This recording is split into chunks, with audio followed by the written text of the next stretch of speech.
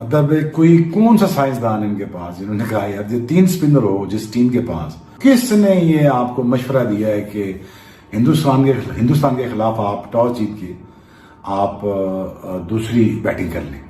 यकीन नहीं आता कि इंग्लैंड, ऑस्ट्रेलिया, न्यूजीलैंड तो बड़ी बड़ी बातें करते हैं इनका कि जी हम लोग सारा उनका कंट्रोल होता है, मगर वो भी भारत को कुछ नहीं कह सकते।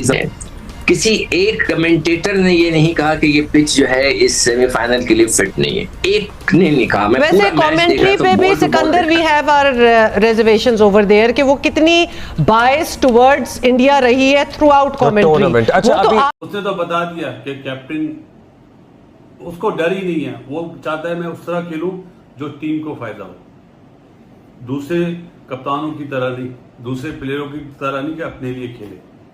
यहाँ पे थोड़ी सी टेक्निकल आपको खुसूसी एक झलक दिखानी होती है ना, वहां पे ये बिल्कुल फारिग हो जाते हैं, स्पेशली स्पिन के अगेंस्ट। और इंडियन टीम को थोड़ा अंडर प्रेशर कर सकती थी, हर कोई कह रहा था कि इंग्लैंड टीम ही कर सकती है, लेकिन जीतती वही है जो कंडीशन वाइज खेलें, डिसीजन अच्छे लें। इंग्लैंड टीम ने जो ना कंडीशन को अच्छे तरीके से असेस किया है, ना डिसीजन अच्छा लिया। दोस्तों, T20 वर्ल्ड कप के सेमीफाइनल में भारत ने इंग्लैंड की टीम को एक तरफा मुकाबले में 68 रनों से करारी शिकस्त देते हुए फाइनल में अपनी जगह पक्की कर ली है। और इस मैच में भारत की ओर से सभी बल्लेबाजों ने अच्छा प्रदर्शन किया है और बॉलरों ने भी काफ़ी अच्छा प्रदर्शन करते हुए इंग्लैंड को करारी शिकस्त दी है। और भारत को जीत मिले ये पाकिस्तान को बर्दाश्त हो सकता है। दोस्तों, पाकिस्तान की मीडिया और पाकिस्तान के पूर्व क्रिकेटर भी भारत की जीत को लेकर आईसीसी और इंग्लैंड पर गुस्सा बरसा रहे हैं और किस तरह से भारत की जीत पर रिएक्शन दे रहे हैं, चलो देखते हैं। कंडीशंस अक्सर ही हमने देखा है कि भारत को फेवर कर रही होती हैं, या एक तो इनकी टीम बड़ी अच्छी है, दूसरा क्या कंडीशंस भी आपको लगता है कि आईसीसी बाय डिज़ाइन कुछ ऐसी चीज़ें करता है जहां पर ज़रा इंडिया को सपोर्ट मिले। हम अपने आप को जरा कमजोर बोर्ड कह भी ले, मान लिया, तो बाकी ऑस्ट्रेलिया, इंग्लैंड, न्यूजीलैंड, ये बाकी बोर्ड्स को क्या होता है, वो क्यों नहीं बोल सकते?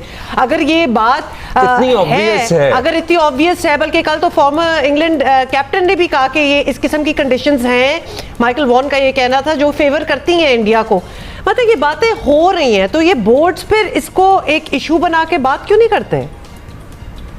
देखिए, इंडिया जो है, मैंने आपसे अर्ज किया कि वर्ल्ड क्रिकेट में डोमिनेट कर रहा है, चाहे ऑस्ट्रेलिया हो, चाहे इंग्लैंड हो, इवन जो छोटे कंट्रीज हैं लाइक अफगानिस्तान, आयरलैंड, जिम्बाब्वे, वो भी इंडिया के नीचे लगे हुए हैं। कल अगर आपने मैच के दौरान एक फुटेज देखी हो कि बीसीसीआई के जो सेक्रेटरी है जय शाह, वो गयाना क्रिकेट एसोसिएशन के प्रेसिडेंट के साथ बैठे हुए थे, वो इंडियन ओरिजिन के मुस्लिम थे।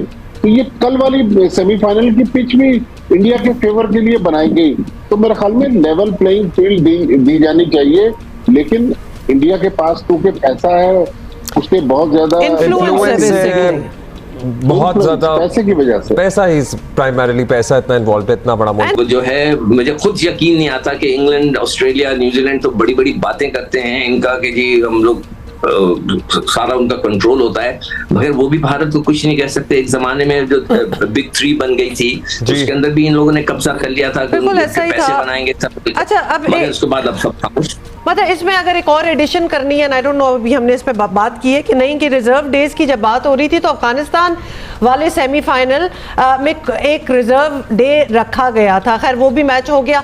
कल वाले इंडिया और इंग्लैंड के सेमीफाइनल में कोई रिजर्व डे था ही नहीं, यानी अगर ना हो सकता मैच, सोचें बिकॉज ऑफ बारिश, अगर ना हो सकता तो इंडिया ने डायरेक्ट चले जाना था फाइनल में, इंग्लैंड बगैर खेले बाहर हो जाता। यस, तो ये चीजें बड़ी टेलिंग हैं। बेसिकली कहने का मतलब है अब तो बिल्कुल ही एंड ही हो गया वर्ल्ड कप का, लेकिन इन पे बात होनी चाहिए और सारे बोर्ड्स की तरफ से बात होनी चाहिए। हुमा जो कमेंटेटर्स वगैरह हैं, ये तो पेड वादे आईसीसी हैं। किसी एक कमेंटेटर ने ये नहीं कहा कि ये पिच जो है इस सेमीफाइनल के लिए फिट नहीं है, एक ने नहीं कहा। वैसे कमेंट्री पे भी Sikandar we have our reservations over there कि वो कितनी बायस टुवर्ड्स इंडिया रही है थ्रू आउट कमेंट्री। अच्छा, वो तो आपने भी नोटिस किया हो कि किस आइंस्टाइन ने कहा था इंग्लैंड को टॉस जीत के आपने माशाल्लाह दूसरी बैटिंग करनी। मतलब कोई कौन सा साइंसदान इनके पास जिन्होंने कहा यार जो 3 स्पिनर हो जिस टीम के पास, अक्षर होगा, कुलदीप जो मैच विनर है, ठीक है, फिर जडेजा होगा, फिर उसके बाद आपका बुमराह होगा, तो किसने ये आपको मशवरा दिया है कि हिंदुस्तान के खिलाफ आप टॉस जीत के आप दूसरी बैटिंग कर लें? यार अजीब, मैं आपसे सवाल कर रहा हूं।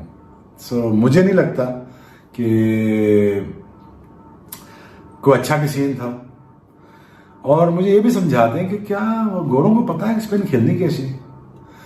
वो इंडियन मैनेज कर सकता है स्पिन को, ठीक है, रोहित शर्मा मैनेज कर सकता है, उसने आदिल को मैनेज किया, क्या मसला है? कोई मसला नहीं है, हिंदुस्तान के लिए कोई मसला नहीं, वो खेलते रहते हैं, तो स्पिनर के लिए मसला नहीं है।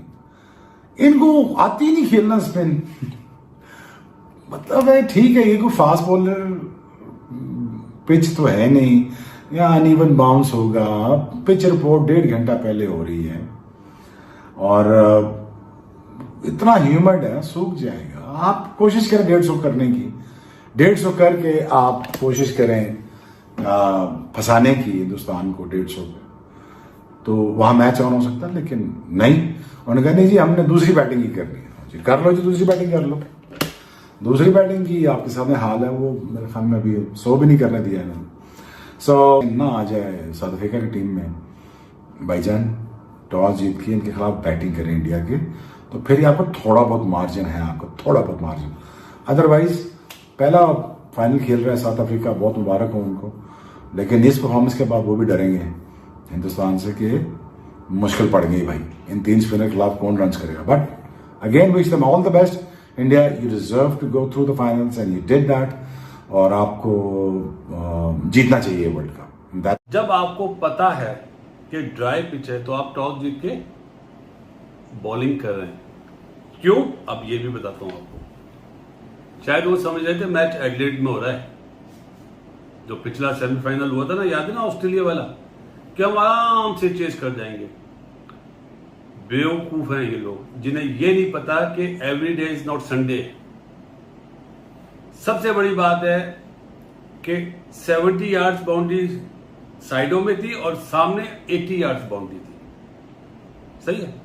और इंग्लैंड के बॉलर ने जब बॉल करे तो डंडों में करे। स्काई जी, जो स्काई ने स्ट्रेट ड्राइव मारा था ना, पहला चौका, उसने बता दिया था इस पिच पे किस तरह खेलते हैं। मैं रोहित शर्मा की इसलिए बात नहीं करूंगा, उसकी बाद में बात करूंगा। उसने तो बता दिया कि कैप्टन, उसको डर ही नहीं है, वो चाहता है मैं उस तरह खेलूं जो टीम को फायदा हो, दूसरे कप्तानों की तरह नहीं, दूसरे प्लेयरों की तरह नहीं कि अपने लिए खेले। उसने पहले जब 92 करे उसने ये बात बोला, doesn't matter 100, I don't care. तो ये होते हैं कप्तान। बदला लिया ना एडिलेड का, ऑस्ट्रेलिया से भी लिया फाइनल का, लेकिन ये पिच डिफरेंट पिच थी। ये 160 पे भी आराम से मैच जीतते। मैं टीवी पे बैठा हुआ था, मुझसे पूछा कि कौन सी टीम जीतेगी, तो मैंने सिर्फ एक चीज इशारा किया था, ये देखिए, जब 171 रन बने थे कि स्पिनर्स डोमिनेट करेंगे, और आपने देख लिया। जबरदस्त, जितनी तारीफ करूं, जो पार्टनरशिप लगी ना रोहित के साथ, वो टॉप क्लास थी। 47 रन करे 36 बॉलों में, 4 चौके और 2 छक्के। और मिस्टर सिक्सर 57 39 बॉल में 6 चौके 2 छक्के। स्ट्राइक रेट 146 का, स्काई का स्ट्राइक रेट 130 का। पांड्या जबरदस्त इनिंग, 2 आज उसको आउट होने का बड़ा अफसोस हुआ। 23 रन करे 13 बॉल में, 1 चौका 2 छक्के, 2 बॉलों में 2 छक्के मारे थे उसने। Strike rate 176।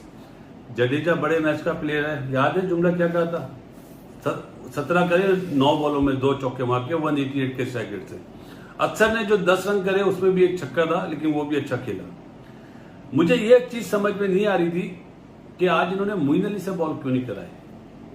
कैप्टनसी नहीं आती इन्हें, मीठा मीठा हप हप, कड़वा कड़वा थू थू। अब जब ये अब हारेंगे ना, तो अब पता क्या शोर मचेगा, माइकल वॉन बिल से बाहर आएगा। नहीं जी, ये तो इंडिया के लिए सेटअप किया गया था। और भारत जो है उसने इंग्लैंड को पास नहीं आने दिया, बहुत वाइड मार्जिन से ये मैच जीता और डिजर्वेडली ये मैच जीता, इसलिए कि दोनों टीम में बहुत फर्क है। देखिए जो इंग्लैंड की टीम है ना, ये जिस तरह से हिटिंग करते हैं ना, एक तो इस पिच के हिसाब से बेतुकी है, दूसरा है फ्लैट ट्रैक पे हिट ज्यादा ऐसे लगाते हैं, और जहां पे थोड़ी सी टेक्निकल आपको खुसूसी एक झलक दिखानी होती है ना, वहां पे ये बिल्कुल फारिग हो जाते हैं, स्पेशली स्पिन के अगेंस्ट।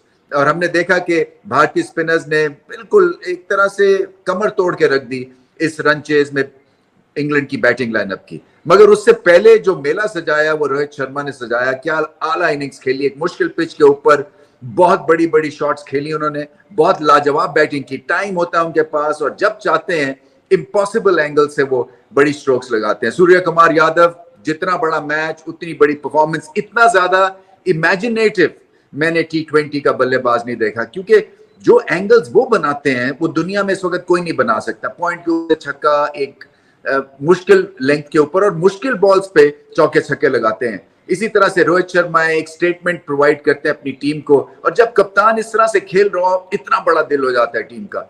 विराट कोहली के फेलियर के बावजूद भी दूसरे एंड पे बिल्कुल भी नहीं ये थमे, और बल्कि ज्यादा जैसे कहते हैं ना कि उकसाने की कोशिश की ऑपोजिशन, क्योंकि आओ मुझसे टकरा के दिखाओ, मैं तुम्हें बताता हूँ। बहुत बड़ी इनिंग्स थी, क्योंकि ये मुकाबला बहुत बड़ा था, सेमीफाइनल की स्टेज थी और इंग्लैंड के पास कोई भी जवाब नहीं था। खासतौर पे बैटिंग बिल्कुल ही एक फ्लैट परफॉर्मेंस थी, और भारत की टीम बिल्कुल डिजर्व करती है ये फाइनल खेलने में, और आगे चल के फाइनल भी जीत सकती है, क्योंकि बहुत बड़ी टीम बन चुके हैं। ये जो थी बैटिंग परफॉर्मेंस, एक तरह से आप कह लें कि मीडियोकर भारत की परफॉर्मेंस थी, क्योंकि 200 की तरफ वो गामजन थी। मगर क्या है इस टीम में खास बात कि 160 करें, 170 करें, 140 करें, 120 करें, पाकिस्तान को 120 करना था।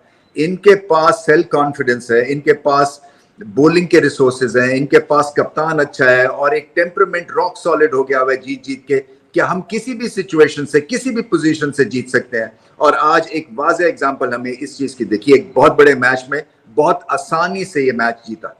वर्ल्ड कप खेला, अप्रोच बड़ी ज़बरदस्त रही है, एक टीम बना के लाए हैं। इंग्लैंड टीम नो डाउट बड़ी ज़बरदस्त, कोई टीम इंडियन टीम को थोड़ा अंडर प्रेशर कर सकती थी। हर कोई कह रहा था कि इंग्लैंड टीम ही कर सकती है, लेकिन जीतती वही है जो कंडीशन वाइज खेलें, डिसीजन अच्छे लें। इंग्लैंड टीम ने जो ना कंडीशन को अच्छे तरीके से असेस किया है, ना डिसीजन अच्छा लिया है।